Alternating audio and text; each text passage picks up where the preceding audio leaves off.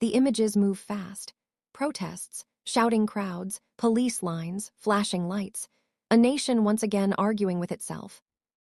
What began years ago as foreign policy activism has now taken a sharp turn inward. Movements that once focused on conflicts overseas are increasingly targeting America's own institutions, law enforcement, immigration authorities, and federal agencies tasked with enforcing the law. This shift did not happen overnight. Security experts say there is a pattern. When tragedy strikes, when someone is injured or killed, certain revolutionary organizations move quickly. They mobilize protests, amplify outrage, and push demands before investigations are complete. The goal, critics argue, is not justice, but disruption. Immigration enforcement has become one of the most explosive battlegrounds. In recent months, calls to defund immigration and customs enforcement have grown louder. Activist networks accuse ICE of systemic abuse. Supporters of enforcement warn that weakening the agency would leave communities vulnerable and embolden criminal networks operating inside the United States. That national debate intensified after a deadly confrontation in Minnesota. Within hours of the incident, political figures and activists rushed to judgment. Accusations spread across social media. Statements of guilt were issued long before evidence was reviewed. The narrative was set before the investigation even began. But investigators insist the process must be allowed to run its course. The officer involved was placed under scrutiny. Body camera footage, witness statements, and official records became part of a growing case file.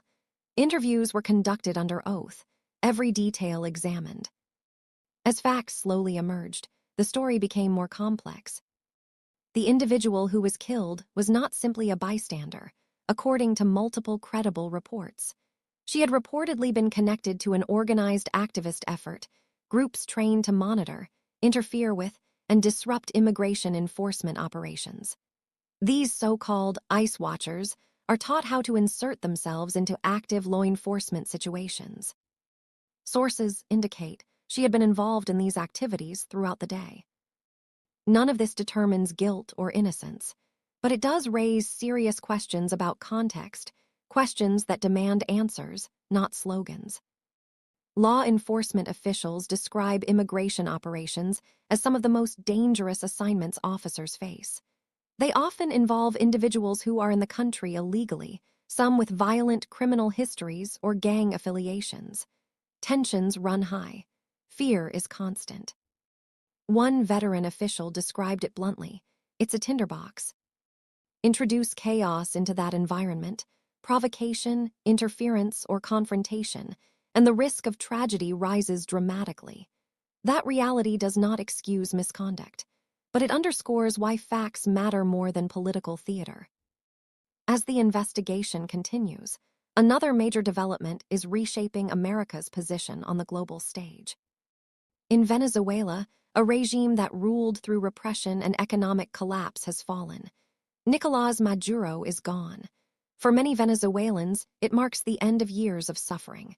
For the United States, it opens a new chapter, one filled with opportunity and risk. At the center of that chapter is oil. Venezuela possesses some of the largest oil reserves in the world. Its economy depends on energy exports. With Maduro out, the question becomes who controls that wealth, and for what purpose. American officials say the immediate priority is stability, preventing chaos, avoiding humanitarian collapse, ensuring the country does not descend into violence or lawlessness. But stability is only the beginning. The long-term goal, policymakers say, is self-determination. The oil does not belong to foreign governments or multinational corporations. It belongs to the people of Venezuela. The United States holds significant leverage, control over shipping routes, refining capabilities, global markets. American refineries, particularly along the Gulf Coast, are uniquely equipped to process Venezuela's heavy crude. That creates opportunity, but also responsibility. Oil matters, but values matter more. Officials emphasize that any economic partnership must be tied to restoring basic human rights, free elections, free speech, and the right of Venezuelans to choose their own future. Democracy cannot be imposed, but it can be supported.